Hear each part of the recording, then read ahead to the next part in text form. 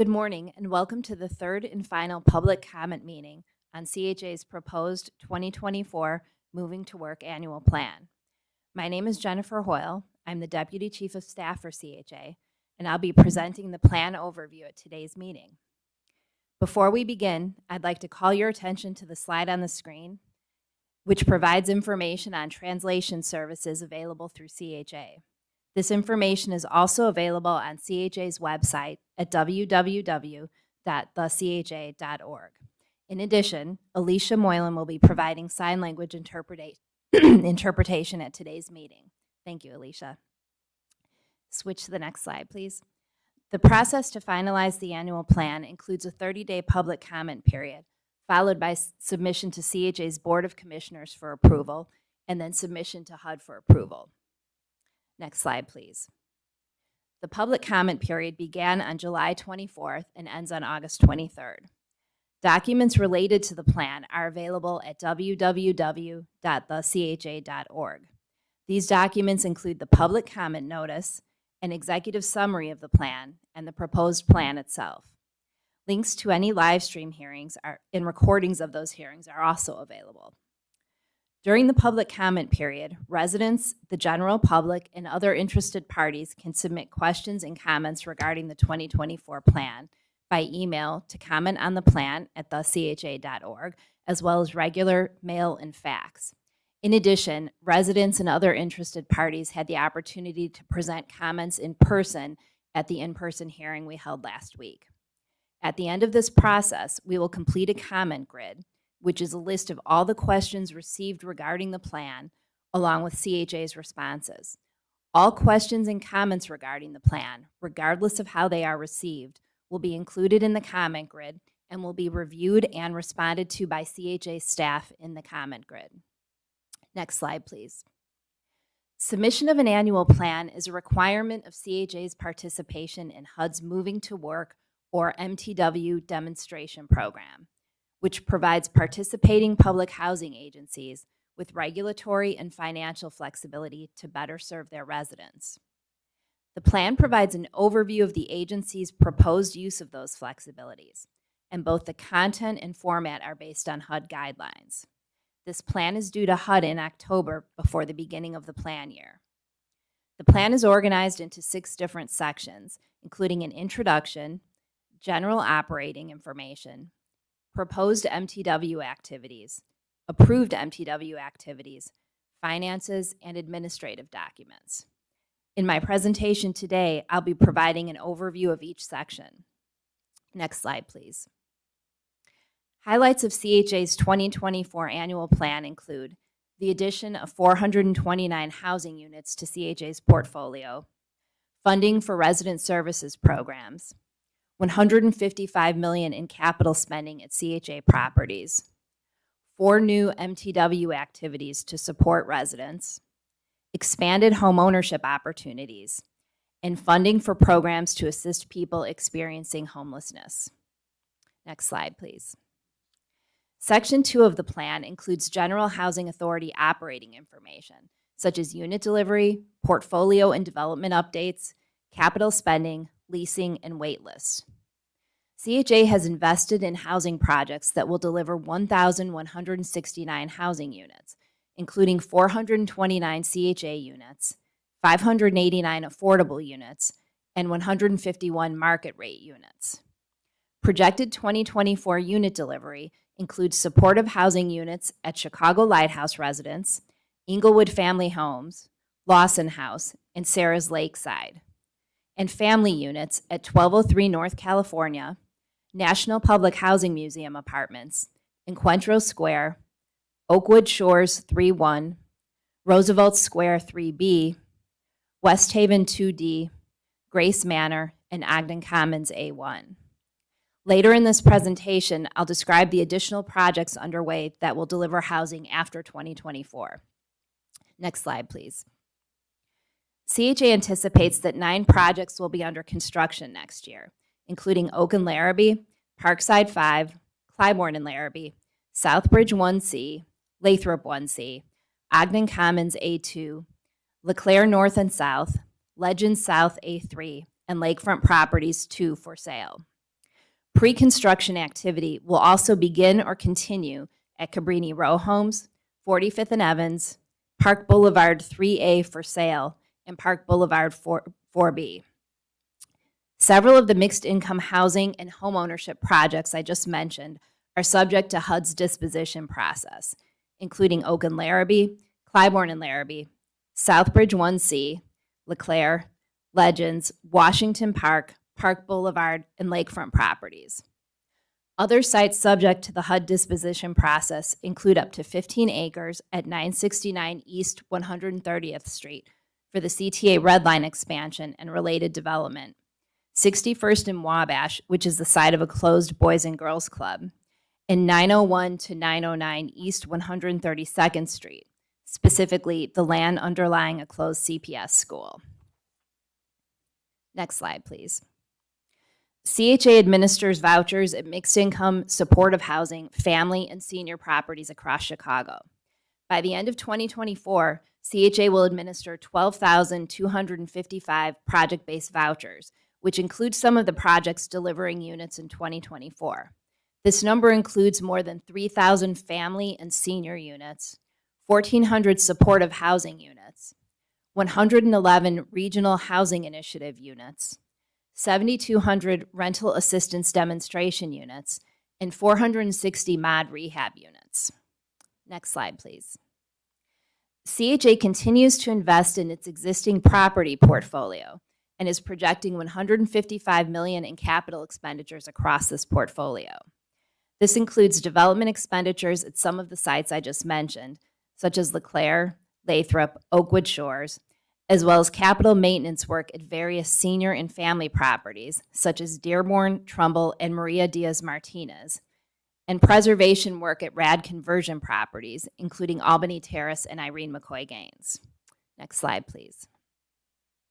CHA is the largest single owner of rental housing in Chicago, and 1 in 11 Chicagoans receive some kind of CHA subsidy. In 2024, CHA will serve approximately 64,000 households through the public housing and voucher programs, special purpose vouchers, and local non-traditional programs, such as our down payment assistance program.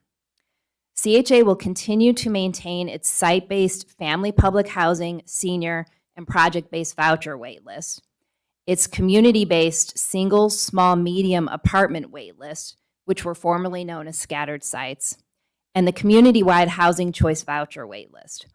All of the site-based waitlists will remain open in 2024. Next slide, please. Section 3 of the plan includes proposed new MTW activities. For 2024, CHA has proposed 4 new programs for CHA residents: flexibility in construction design, income calculation stability, guaranteed income pilot program income disregard, and the streamlined inspection process for HCV residents. Next slide, please. The first new activity is called flexibility in construction design. Federal regulations currently prohibit housing authorities from developing family high-rises unless the HUD secretary determines that there is no practical alternative. This means that CHA can't build mixed-income high-rises, which in Chicago refers to buildings that are 8 stories or higher, even in communities where high-rises are common and may be appealing to families. CHA is seeking a waiver from this prohibition so that we have the flexibility to design housing that is consistent with the housing in the surrounding community while continuing to support the needs of our residents. Next slide, please. 2 of CHA's proposed new activities are designed to respond to a new federal regulation called the Housing Opportunities Through Modernization Act, which I'll refer to as HOTMA, which would require changes to CHA's current rent calculation policies. Specifically, HOTMA would require the following changes. Interim reexaminations must be processed when there is a 10% increase or decrease in income. Past resident income must be used to project future income. Earned income from student financial assistance must be disregarded. And payments received as part of a guaranteed income pilot program count as income for the purposes of rent calculation in certain cases. To ensure stability in rent calculations for residents, CHA is proposing to maintain its current rent calculation policies. Increases in income will be processed at the next regularly scheduled reexamination. CHA will continue to use its current methodology for projecting income, which is using current documentation to project income over the next 12 months. CHA will maintain its current policy regarding student financial assistance, and payments received through guaranteed income pilot programs will not be counted as income for the purposes of rent calculations. Next slide, please. The fourth activity, streamlined inspection process for HCV residents, is also designed to respond to a recent federal regulation called National Standards for the Physical Inspection of Real Estate, or INSPIRE, that would require changes to the HCV inspection process. These changes would increase the length of time for each inspection and reduce the efficiency of the process. Rather than adopt INSPIRE in its entirety, CHA is proposing to continue to administer HQS while including elements of INSPIRE, the Chicago Building Code, the International Fire Code, and National Fire Protection Standards. This will ensure the quality of HCV units while continuing to ensure that inspections are done efficiently. Next slide, please. As outlined in Section 4 of the plan, CHA will continue to administer 26 previously approved MTW activities that increase efficiencies and cost savings, expand housing choice, and promote resident self-sufficiency. Next slide, please. CHA is proposing minor changes to 3 previously approved activities. Choose to Own Home Ownership is now called HOME, which stands for Home Ownership Made Easy. It includes the down payment assistance option and the Choose to Own option. In addition, seniors and people with disabilities are moving to a 15-year rather than a 30-year program. CHA's Family Self-Sufficiency Program is now called Level Up. We are planning on testing a pilot program where eligible households would automatically be enrolled and have the option to unenroll. As I mentioned earlier in the presentation, a HUD regulation called HOTMA would have required CHA to modify its medical deduction activity. We are first proposing to maintain the current 3% threshold for unreimbursed health and medical care expenses, rather than going up to 10% as required by HOTMA. In addition, we're planning to maintain the $400 flat deduction for HCV households. Next slide, please. Section 4 has a summary of every approved MTW activity that includes the year it was approved or amended, a description of the activity, any updates or planned changes to the activity, and the benchmark for 2024. The slide that we are now showing is an example of how the success and progress of these activities are tracked. When CHA submits its annual MTW report to HUD, we will report on whether or not we met those benchmarks.